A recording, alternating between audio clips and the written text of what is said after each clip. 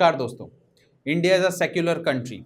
Here, one religion is equal to the other religion. The equality between religion is maintained. The people of one faith is equal to the people of other faith. India is not secular because the word secularism was added in the preamble by the 42nd Constitutional Amendment Act in 1976. But it is secular because of its way of life, because of the nature and provisions of the Indian Constitution. Welcome to SRIRAM's IAS. Welcome to this series of Indian polity through mind maps, and in this video we are going to study about secularism. Let's dive deep in our video. But before I start, I would like to tell you about the one-to-one free mentorship of SRIRAM's IAS. If you are confused in your preparation and you want to talk to a mentor, the only thing you have to do is to go to the description of this video and click the link, fill the form, and we will approach you. Now, let's start with secularism. As you can say, India is a country where there are many faiths, there are many religions. People are allowed to accept any faith, propagate any faith, practice any faith. At the same time, if you do not want to believe in any faith, you can remain an atheist. Total permanent freedom is given to you when it comes to your personal affairs related with religion, and that is the reason why India is secular. Another important thing is that the different faiths, the different religions are treated equally by the government, are treated equally by everybody in the country. There are, of course, voices which are raised. There are problems and challenges related with communalism, but at the same time, there is a huge force which pushes the nation towards equality between two religions and between two faiths. It's a very, very important thing. Another important aspect of secularism is that the country India does not attach, the government or the state does not attach itself with any single religion. It treats the religion equally, it treats all the religions equally. Now, what is the meaning? The two things which we have already seen. One, separation of state and religion. It is very important. Think about theocracies where a political leader is also the religious leader. What happens to the minority religion in theocracies? What happens to the countries where, to the minority and the people of minority religion in countries where the government is supporting only one religion? The minority rights are totally abolished. Sometimes discrimination and sometimes persecution of the minority is also seen in such countries. India is no such country.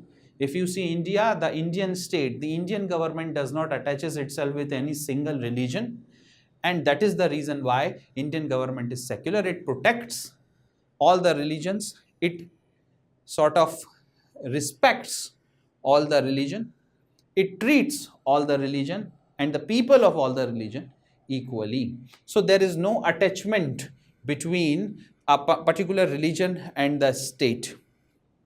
Similarly, the equal respect for all faiths. These are the two important things. Two different religions must be treated equally. The people of two different religions must be treated equally. That's the basic foundational value of secularism. Moving forward, if you see, there are two models in the world. There are many of them. One was followed by Mustafa Kemal Pasha or Mustafa Kemal Ataturk in Turkey. That was a different model. But there is, in a big way, an Indian model and a Western model. If you see the Western countries and the history of Western countries, the involvement of church was huge, especially in the Black Ages.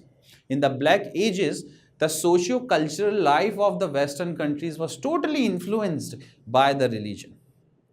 And not only the socio-cultural life, but also the civil liberties, personal freedoms of the people was influenced by church. That is the reason when the democracies started to come up in the Western democracies, in the Western countries, they have made a very separate, categorical difference between religion and state. So in the Western countries, there is a strict separation which you will see between the state and the religion. That state will not interfere in the matters of religion at all, and the religion is not allowed to interfere in the matters of state. There is a very clear-cut categorical separation between the two. because of the history of the Western countries, because of the dominance of church in the socio-cultural life of the people. This country does not want the church to come again and do the same thing all over again. That it wants reason and logic to be of great importance than superstitions of the religion. But in India, things are different. If you see the Indian way of life, religion becomes a very important part, and it is a very fundamental part of the people of India.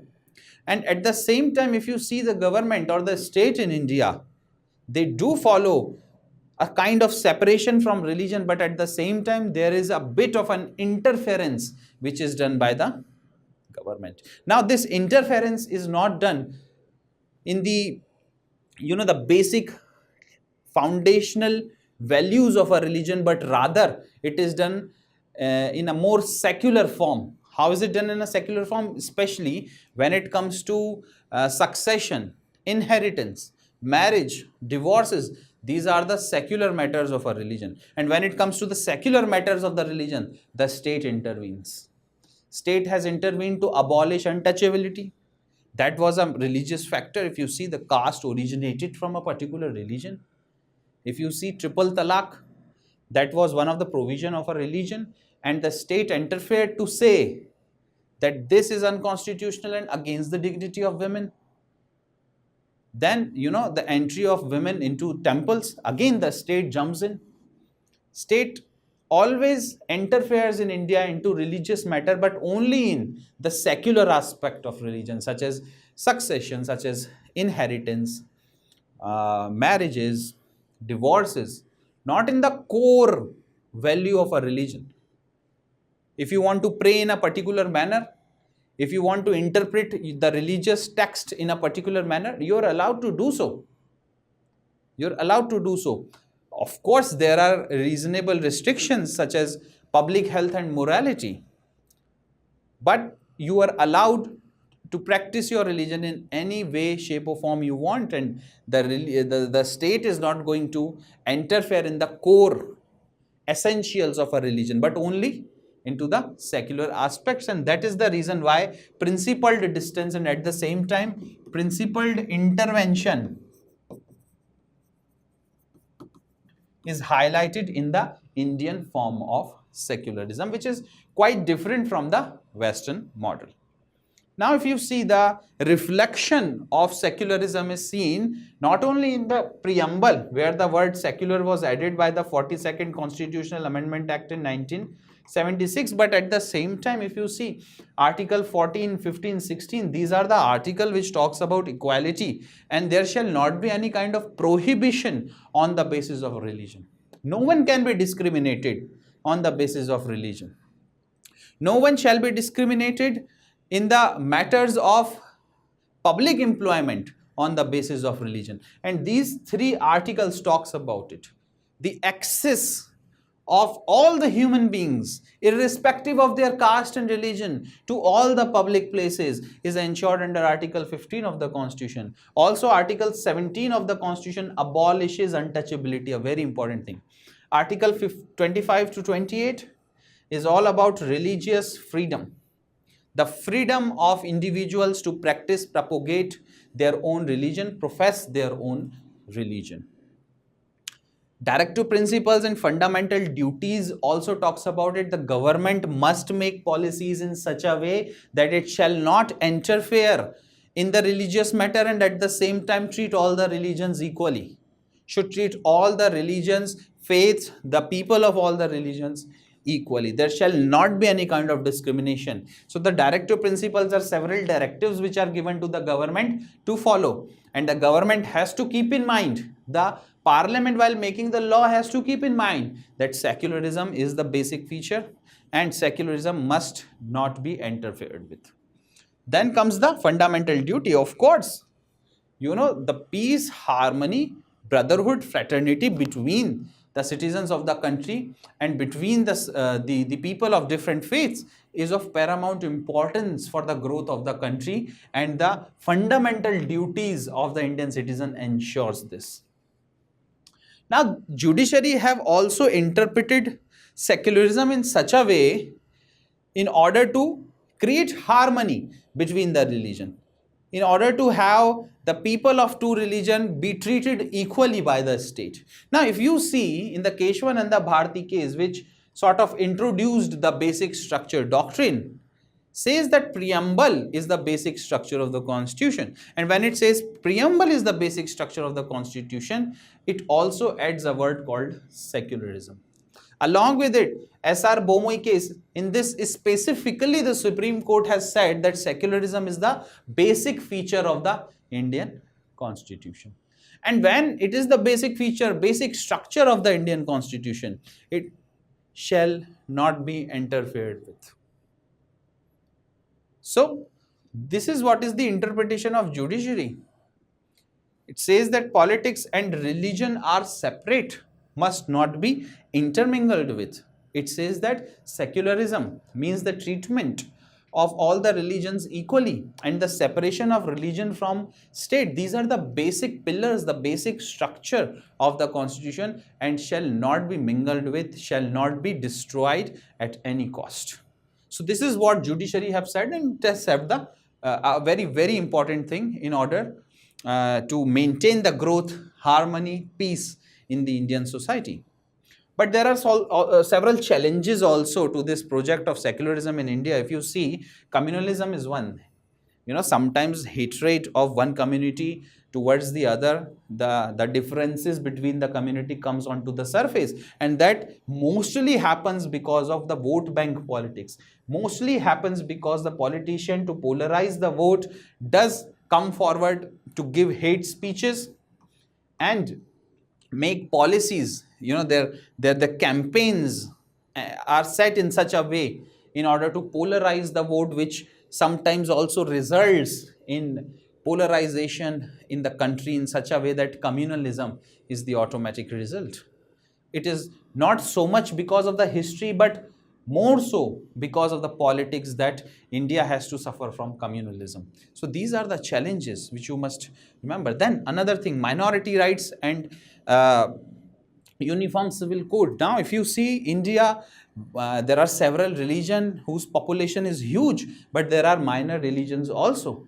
So what about the minority religious right? That is the reason why secular state is must. Because in a state where the state attaches itself with a religion, the minority would perish, isn't it?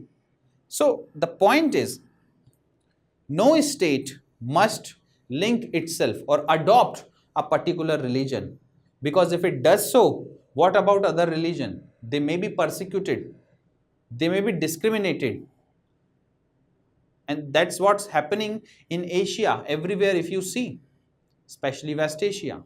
So India is different. In India, there is a concept of minority rights also. All the minority religions in India enjoy the same and the similar rights, identical rights like the majority religion. On the other hand, for the protection of minority, few more rights are provided to them.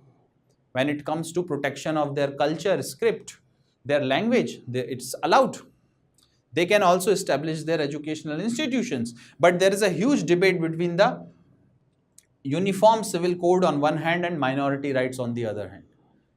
This uniform civil code is the part of the directive principles of state policy and has been one of the fundamental things which several governments which have been established in the union wants to implement. Now, what does uniform civil code means?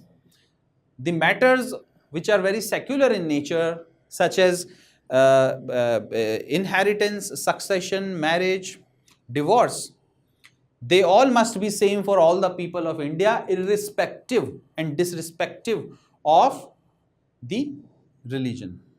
Means if a Muslim and if a Hindu, if a Christian, if a Sikh person wants to get the this property through inheritance, the rules and regulations must be same. Similarly for marriages, similarly for divorces, the rules, regulations around these secular matters must be same. That's what is uniform civil code. But for many of the people, it is seen as an interference of the state in the minority rights. interference of the state in the matters of religion. There is a fear that the dominant religion may take over or dominate the minority religion. So this is one of the challenge which is going on, and a debate which is going on. Maybe in future there is a possibility that uniform civil code can be implemented. Pandit Jawaharlal Nehru wanted it to be implemented right from the beginning, but there was huge criticism and opposition to that policy. But in recent times, if you see, the state of Uttarakhand has already implemented it, and there is a debate going on in the country whether to implement uniform civil code at the national level or not. Moving forward, hate speeches and mob violence and lynching and other things. Again, everything is linked with politics. Why would you give hate speech if there is nothing involved for you? And what is that? Polarization of votes, getting more power by creating fear among the minds of the people, so that the people flock in their thousands and support you because they see as you the protector. And that is the reason why these hate speeches and mob violence are used to polarize the votes in politics, which is a very bad thing. So those are the challenges. Since India have many religion and has a long history, so challenges are going to be deep. But as history tells us, India has stood secular and will be secular in the future also. Now, what is the relevance of secularism? Unity in diversity. The kind of diversity which you find in India, the kind of brotherhood and fraternity which you find in India, it's unparalleled. The Western countries doesn't even know that such a unity in diversity can be there in such a country where there are thousands and thousands of faiths. Different faiths, big religions, small religions, the participation of all in the Indian democracy and in its way of life and in the Indian economy is absolute. That unity and diversity is missing throughout the world except in India. Minority protection, of course, the Indian secularism is in one or the other way secures the minority rights. We have already discussed this. So that is the relevance. What about the rights of the minority? There are countries in the world where minorities are perishing. Minorities are persecuted, but such a case does not happen in India because of the strong civil rights, because of the strong socio-cultural fabric of the country and strong constitutional provisions of secularism. Democracy becomes very, very vibrant because of diversity, isn't it? And in India, democracy is very vibrant, and the constitutional morality, it's a very important term. All the values of the constitution, not necessarily they may be written in the text of the constitution, but the essence of the constitution, that is what is called constitutional morality, and secularism finds a central place in those values. Social harmony. So these are the relevance, these are the importance and the significances of having secularism as a basic structure or the basic feature of a country. So this was all about secularism. Thank you very much for joining me. Have a nice day and Jai Hind.